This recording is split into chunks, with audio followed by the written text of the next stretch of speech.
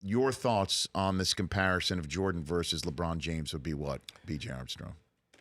Well, I can see from a fan perspective the comparison, right? They're both wing players. You know, LeBron's about 6'8", Jordan's about 6'6", and they've both been the most dominant players in their era.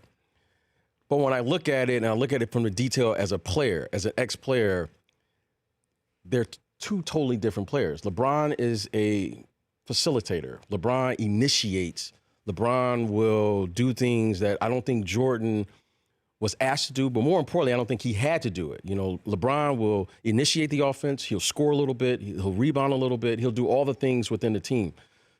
Michael Jordan was a scorer first, second, and third. He was a phenomenal, phenomenal finisher of the game. And what I mean by that is Michael Jordan stopped playing the game. He stopped having to facilitate. He didn't have to do all those things. He just finished the game.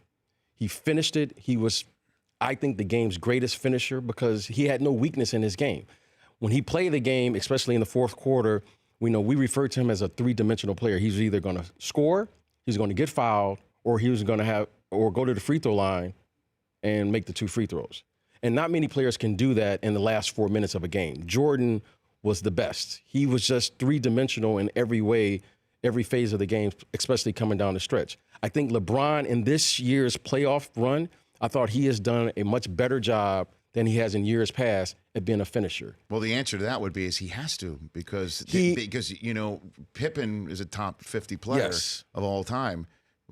Other than Dwayne Wade in his entire career, who else has he had in that regard? I know Bosh. Well, the way the game is played, the game is just a different game today. I would have loved to have seen LeBron play in our era, but I would also have loved to see Jordan play in this year because Jordan wasn't a three-point shooter. Jordan wasn't a shooter per se. He was a scorer. So it would be fun to really see how they would play the different styles. That, if I put Jordan in this era, no hand checking. I mean, the guy averaged 37 points a night with hand checking. What would that translate into today's game where you can't touch him?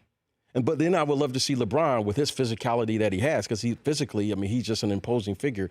I would love to have seen him play against those physical. Would have somebody with an arm bar right in the small of his back. I would have loved to have seen how he would have played against the Charles Oakleys and the Rick Mahorns and the Buck Williams and the physicality of the game. So it would have been fun to play, but without question, I want to say this about both. LeBron James is this generation's best player. And I think Jordan was clearly that generation's best player. Now, who's the best? I think I'm biased. I would say Michael Jordan, just because mentally what he was able to do, and I knew him. Michael Jordan is not going to back away from any level of competition or any player that comes up. I think LeBron James would meet the challenge because he will pose some problems for a player like a Jordan, any player, because he's 6'8", 260. But I would have loved to seen the matchup, but I'm going to say Michael Jordan without question. Is it really true he never knew what the score of the game was? I mean, was that really the case, BJ? Well, I think he knew what the score was, but he made a conscious effort to always treat the game as if the game was always 0-0. It was such a unique perspective because Michael Jordan always wanted to play that possession, and he was trapped like in that moment. And that's what I learned about him. He never, when you get up 20, there's a natural tendency to have a letdown. There's a natural tendency to maybe back away. Michael Jordan was always 0-0, always. If you ask him today what the score of the game is, he's going to always approach it at 0-0, which kept him in that moment. He never let down. He constantly kept the pressure on you offensively, defensively, mentally, emotionally. Including in the huddle? Including in the huddles. And if you asked him what was the score, it was 0-0. And that, to me, was a different way to approach the game. And there were so many things that were different about the way he approached the game and the way I or many of the other players in the NBA. I mean, who goes out and you're up 20 and you're still playing the game as if the score was tied? But he did that. He took practice that way. That was his approach to practice. That was his approach to the game. And if you ask him, Rich, when you see him, he's going to, without question, say it's 0-0. But he would also bait young players into asking the him young that? guys. We had a thing in Chicago called silly fines.